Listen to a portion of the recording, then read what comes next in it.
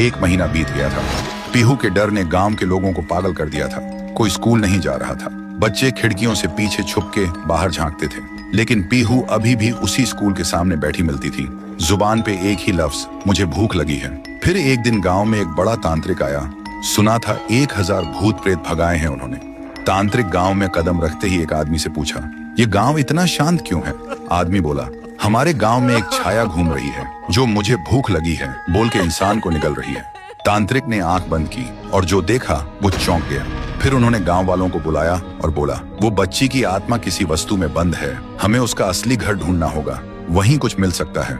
फिर एक रात गांव के 2 जवान साहसी लड़के पीहू का पीछा करते हैं और देखते हैं पीहू एक पुरानी झोपड़ी के अंदर जाती है। दोनों चुपके से झांकते हैं। पीहू एक पुरानी गुड़िया के सामने और उससे बात कर रही होती है जैसे वो जिंदा हो।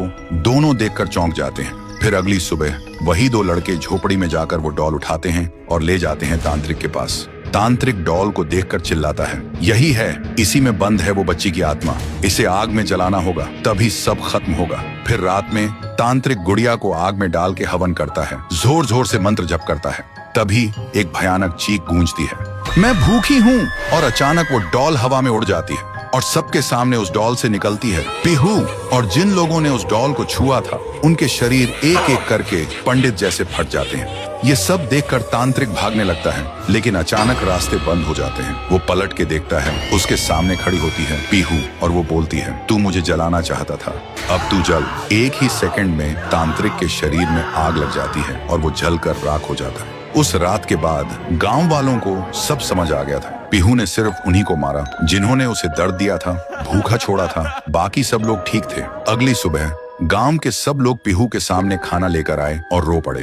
बोले, हमें माफ कर दो, हमने तुम्हें भूत नहीं समझा, लेकिन तुम तो देवी हो जो सिर्फ भूखी थी। पीहू ने एक मुस्कान के साथ थाली में से एक निवाला उठाया और जैसे ही उसने वो खाया उसका रूप हल्की रोशनी में बदलने लगा। फिर वो हवा में मिल गई। उस दिन के बाद पीहू कभी नहीं दिखी। तब से वो गांव वापस वैसे ही हो गया, शांत, प्यारा और खुशी से भरा। तो दोस्तों, अगर कभी कोई भूखा बच्चा दिखे तो उसे भिखारी समझ के नजरअंदाज मत करना।